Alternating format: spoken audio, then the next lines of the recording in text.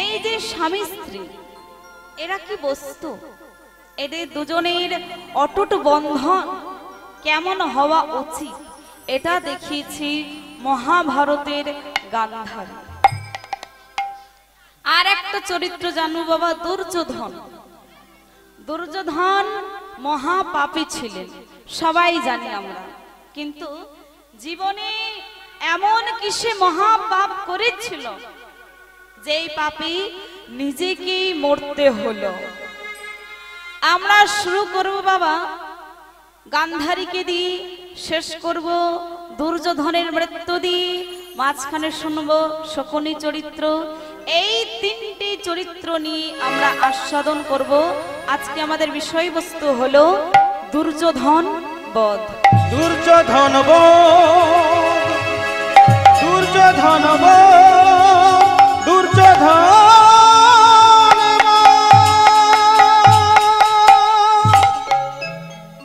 কিন্তু মাগো, এই যে আমরা ভালো নয় বলি দিলাম, এটা কি মা ঠিক?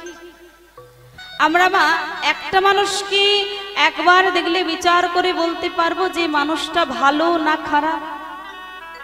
অনেকে মালা পরে না, কিন্তু কোনোদিন যে পড়বে না এমনও তো নয়, পড়তেও তো পারে। অনেকে হরি নাম শোনে না, মরার আগে পর্যন্ত যে শুনবে না এমনও তো নয়, শুনতেও তো পারে। তাহলে মা এই পৃথিবীতে নিন্দে করে কোনো লাভ নেই বাবা। ভাবিয়া করিও কাজ, করিয়া ভাবিও না। চোখ থেকে ঝরা জল একবার যদি চোখ থেকে বেরিয়ে যায়, সেই জল আর কোনো দিনও চোখে ফেরানো যায় না। দেখবেন বাবা, কথাতেই মানুষ মহান হয়, কথাতেই সংসারে শান্তি ফিরে আসে, কথাতেই সংসারে বিষ খেয়ে মরে যায়, আগুন ধরে মরে যায়, কথাতেই আবার সংসারে আনন্দ আসে, শান্তি ফিরে আসে। কথাই হলো একমাত্র মহাবান। আমরা যে শকুনিকে এত খারাপ চোখে দেখি মা, কিন্তু জানবেন দাপর যুগে অর্জুনের রথে সারথি হয়ে ভগবান কৃষ্ণ কুরু বংশ ধ্বংস করেছিল। কিন্তু মাগো, কৃষ্ণের কারণে কুরু বংশ ধ্বংস হয়নি। কুরু বংশ ধ্বংস হয়েছিল একমাত্র শকুনির কারণে। শকুনির মধ্যে যে রাজনৈতিক, যে কূটনৈতিক বুদ্ধি লোকানো ছিল, আজকে শকুনি সবার চোখে খারাপ হলো। কিন্তু মা জানবেন, শকুনি পরম কৃষ্ণ ভক্ত ছিলেন। তার জীবন থেকে কৃষ্ণ নাম মুছে গেল বাবা, কারণ এমন একটা তার জীবনে ঘটনা ঘটলো। আজকে আমরা জানবো শকুনি চরিত্র। শকুনির বাড়ি কোথায় ছিল? এর বাড়ি ছিল এক জায়গায়, কিন্তু নিজের বাড়ি ছেড়ে, পরিবারকে ছেড়ে সারা জীবন ওকে আমরা দুর্যোধনের কাছে থাকতে দেখেছি। কেন দুর্যোধনের কাছে পড়েছিল আজকে আমরা জানবো।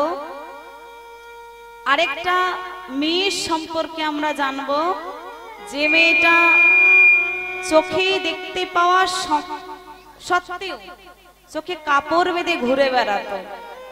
তার ছেলে 100 জন ছিল। সেই মেয়েটার নাম কি?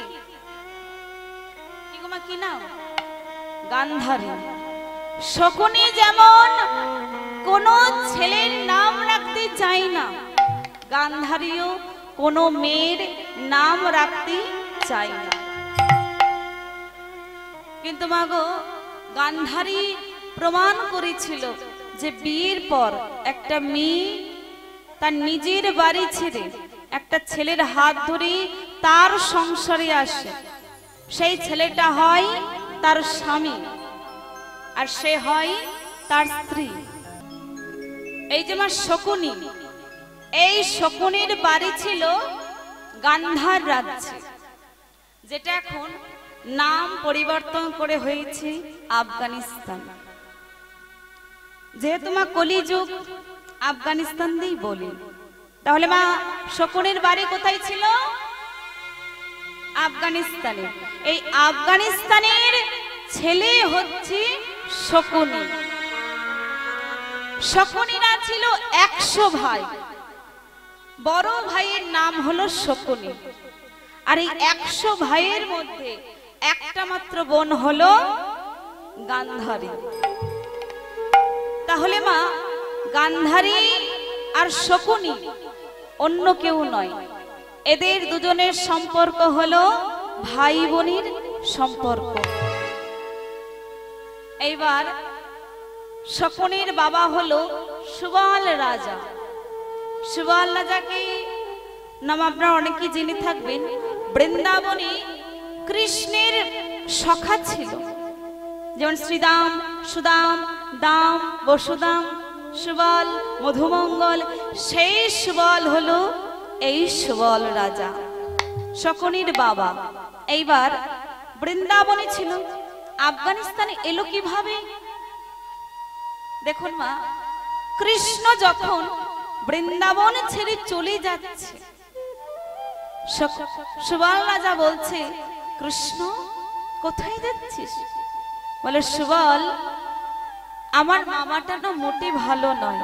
আমি ছোট বলি আমাকে মারার জন্য কখনো অকাসুরকে পাঠাচ্ছি, কখনো বকাসুরকে পাঠাচ্ছি, কখনো পুতনাকে পাঠাচ্ছি।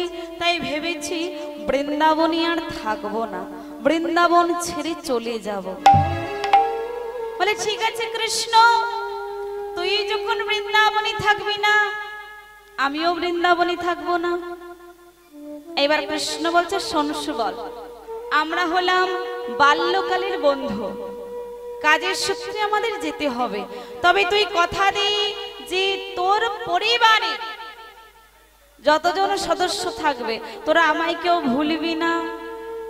কৃষ্ণ, সুবল বলছে, কৃষ্ণ শোন, আজ আমি ছোট, একদিন আমি বড় হব, তবেই তোকে কথা দিচ্ছি আমার পরিবারে যতজন সদস্য থাকবে তোর নাম না করে কেউ জলস্পর্শ করবে। সুবল কৃষ্ণকে কথা দিয়েছে কৃষ্ণকে ভুলবে না, কৃষ্ণ সুবলকে কথা দিয়েছে সেও সুবলকে ভুলবে না। দুজন দুজনের কথা হলো। কৃষ্ণ চলে গেল মথুরায়, আর সুবল চলে এসেছে আফগানিস্তানে, হলো আফগানিস্তানের রাজা। এইবার কৃষ্ণকে কথা দিয়েছি যে পরিবারে যতজন সদস্য থাকবে তার নাম না করি কেউ জলস্পর্শ করবে না। তাই আজকে সকাল থেকে মা হরি নাম শুরু হয়েছে। 100 জন ছেলে বসেছে, 100 জন বৌমা বসেছে। সুবল রাজা বলছে, আর দেরি করে লাভ নেই, চলো চলো এবার একটু হরি নাম করা যাক। ঠিক মা, আমরা একটু করবো তো হরি নাম সবাই মিলে একসঙ্গে। রাধে কৃষ্ণ গোবিন্দ গোপাল বল, রাধার মন হরি হরি হরি বল। কৃষ্ণ গোবিন্দ গোপাল বল, রাধার মন হরি হরি হরি বল। কৃষ্ণ গোবিন্দ গোপাল বল, রাধার মন হরি হরি হরি বল।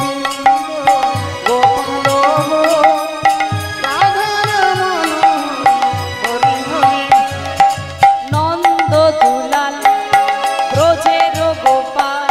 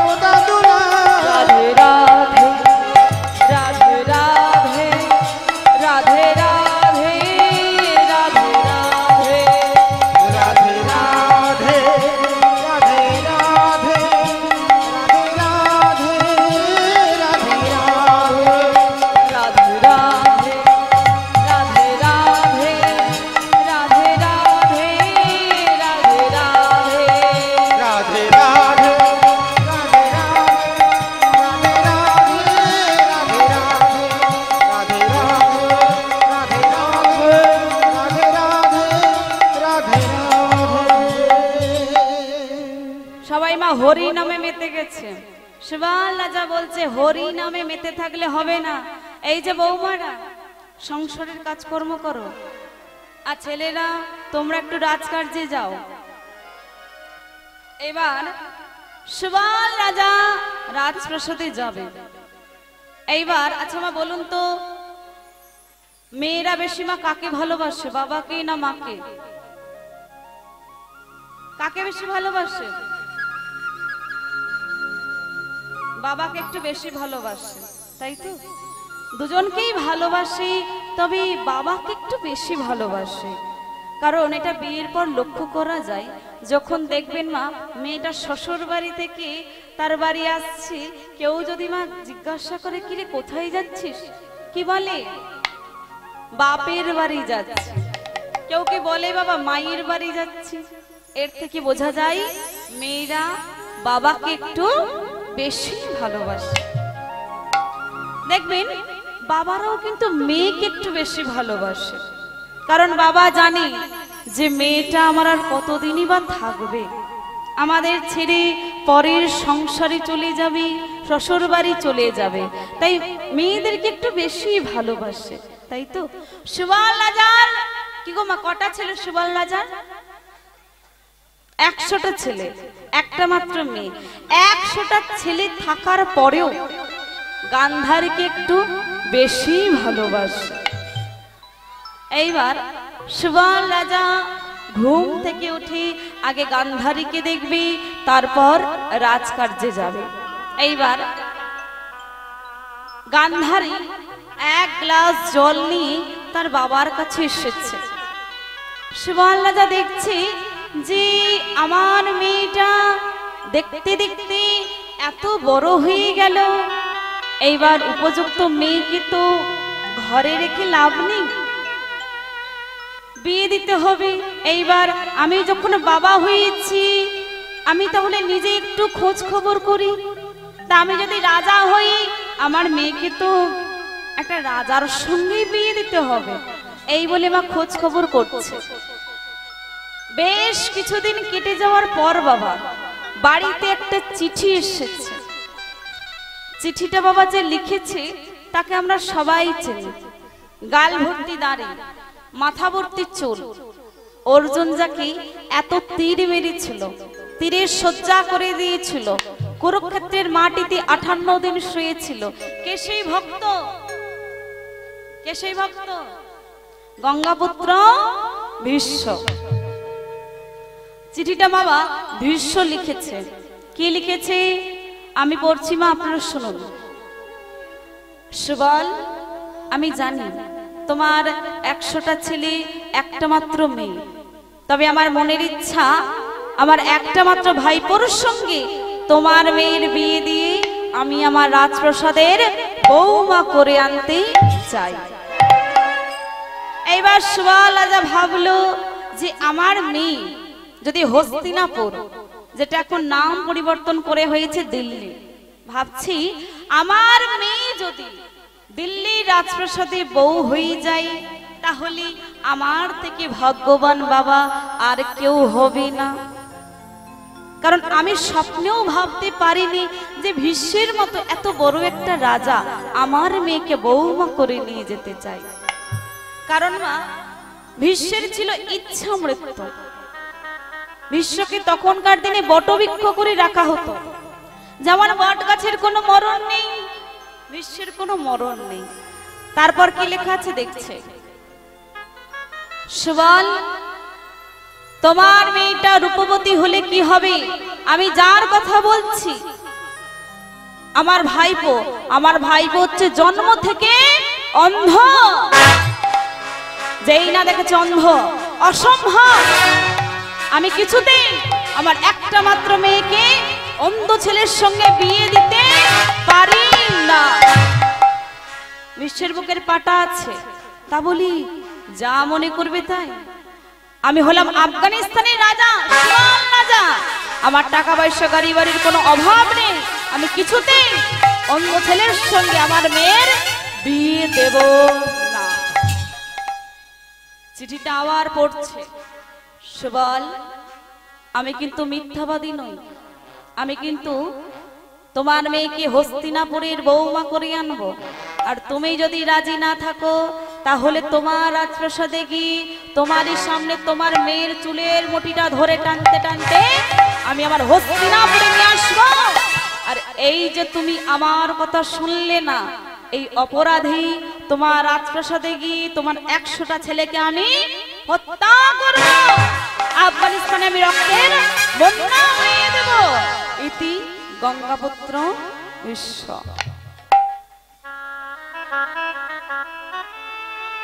দেখুন মা, প্রতিটা মানুষ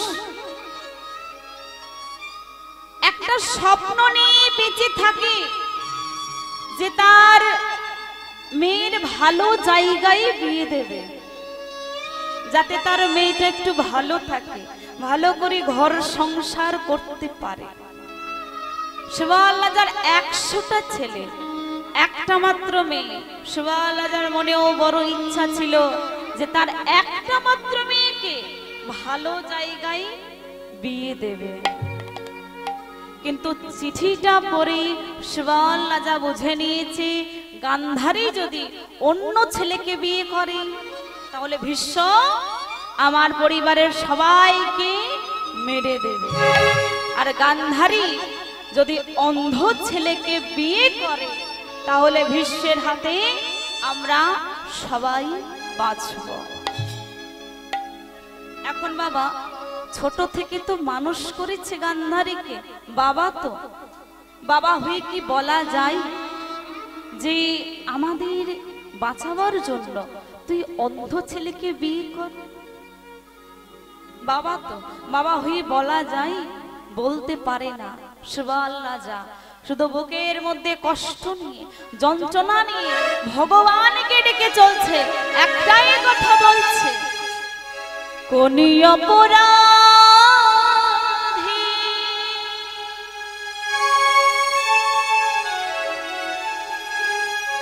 সাজা তুমি দিলে, বলো বলো দয়াময়, ওগো দয়াময়, বলো বলো দয়াময়।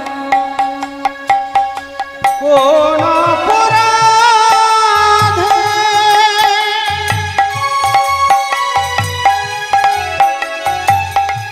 সাজা তুমি দিলে, বলো বলো দয়াময়, দয়াময়, বলো বলো দয়াময়। কোন অপরাধী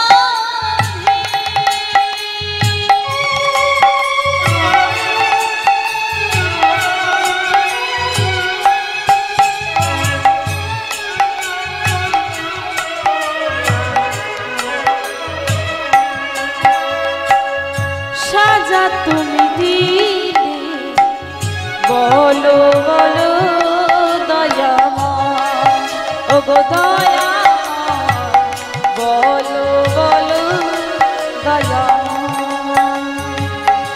কোন অপরাধে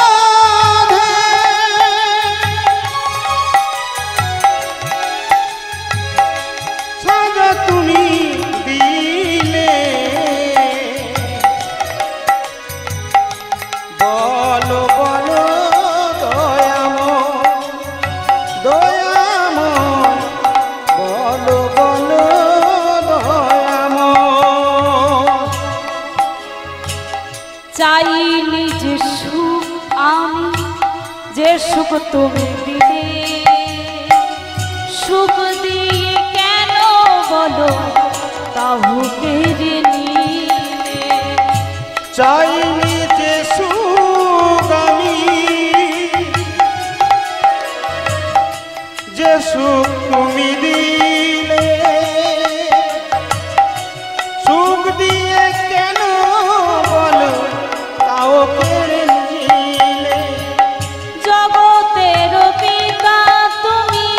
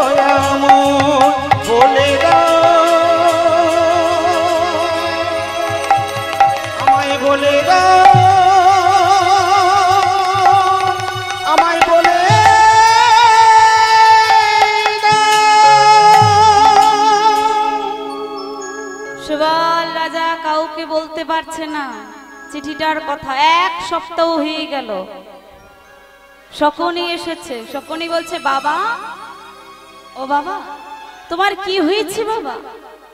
আমাকে বলো না বাবা, কি হয়েছে?